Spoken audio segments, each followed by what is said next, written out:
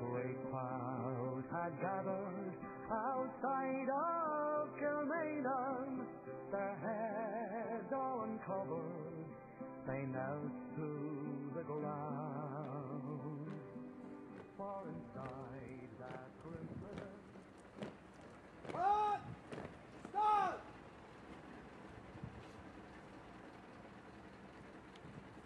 Run! Only!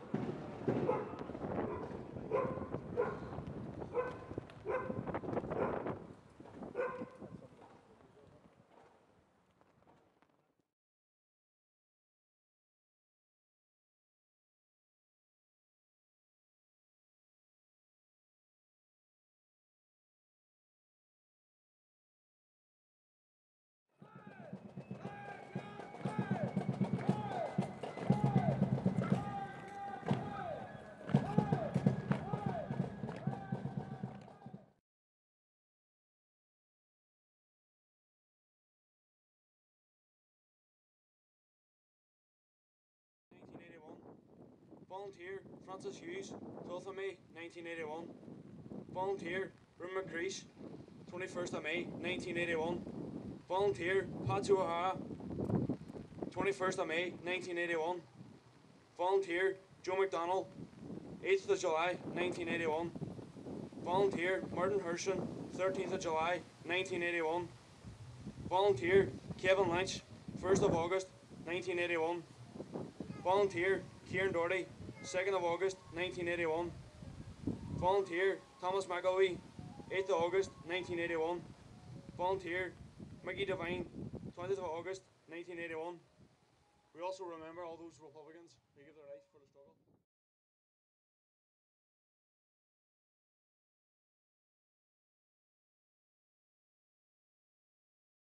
Privileged to be speaking here today at the 30th anniversary of the historic hunger strike of 1981.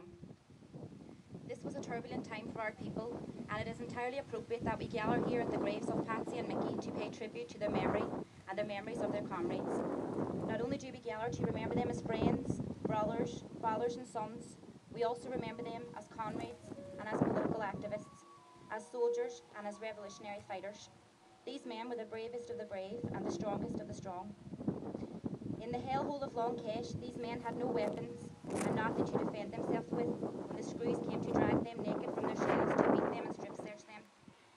They maintained their dignity and strength by standing together as one and faced down the sectarian bullies and thugs who rang that prison. The hunger strikers, like many thousands of men and women at the time, ended up in British and Irish prisons as a result of their desire to effect a real and lasting political change on the island of Ireland. They fought to establish a 32-county socialist republic with no political or military interference from Britain. They were driven to fight for the establishment of a republic based on fairness and equality, a republic based on serving the needs of the people and not pandering to the desires of the rich and the greedy. Sadly, the ideals and objectives of the men of 1981 have not yet been realised. What those men in Long Kesh did achieve was that they defeated the criminalisation of the Republican struggle. They spoke to the world through their actions, and they said loud and clear that the Republican struggle for freedom was a legitimate and honourable struggle. They shouted through their pain and suffering that the British government had no right in Ireland. They united all Republicans behind their message and stood firm against the murder and discrimination against the working class people, which was entirely political and driven by the right-wing ideologies of superiority. The same superiority of the unionist system that denied ordinary people a fair vote, the right to a job or a decent home. Whilst there has been progress in this regard, there simply hasn't been enough, and too many people remain without a job or without a decent home. The political system in Stormont, or the Dáil for that matter, has neither the will nor the power to seriously affect change in this regard, and will not bring change to local working class communities. A radical political opposition needs to be built, and in the recent past, I am proud to have played my part in laying the foundations for this to happen. From a personal perspective, I wasn't born in 1981.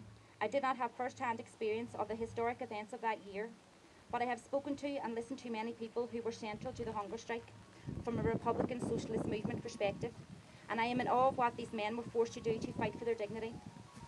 I spoke to people such as Peggy O'Hara, who went through so much as she watched Patsy fight for the very last second. Amidst all that was going on, these were ordinary families who were watching their sons die in front of the world's gaze. I cannot be anything but overwhelmed by hearing about these experiences. They fill me with a great sense of pride, but also respect for what they achieved. When Patsy O'Hara died, the British, through the RUC, brutalised his body. They broke his nose and burnt his skin with cigarettes, and then threatened to dump his body on his mother's doorstep. These people had no morals, no backbone, no politics, and no honour. That was the hateful enemy that Patsy and his comrades stood against. The same enemy who today hold Marion Price in McGabry. She has recently had her life sentence licensed revoked by the British.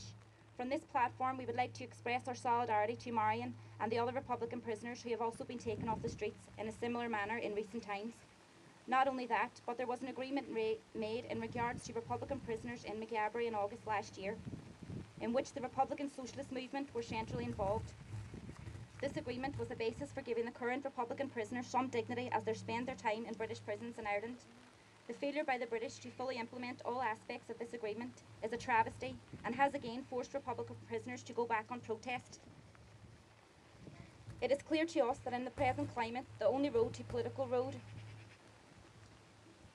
but we cannot nor will not condemn any Republican for taking military action against the British state. We simply do not believe that armed actions at this time can achieve our Republican objectives. The road for us is the road for unremitting opposition to the capitalist systems and the buildings of class consciousness among the working class in Ireland. Comrades, the capitalist system has spawned sectarianism, racism, sexism, unemployment, poverty and wars. It is a system that turns the finest humans into mere servants of the great god of greed. Its never-ending quest for profit has endangered not only the individual health of millions as a result of factory farming, but also endangered the Earth's environment. Friends, we struggle not only for this generation, but for future generations to come, for we want to pass on to them a world to build on the finest values of our class, the working class. Bobby, Francis, Ray, Patsy, Joe, Kieran, Kevin, Thomas, Martin and Mickey died for that better world. It is with pride that we, the friends and comrades of Patsy, remember him, and in spreading the divine gospel of discontent with the status quo, we know that Patsy walks with us. Friends, comrades and fellow workers, in the words of Patsy O'Hara, let the fight go on.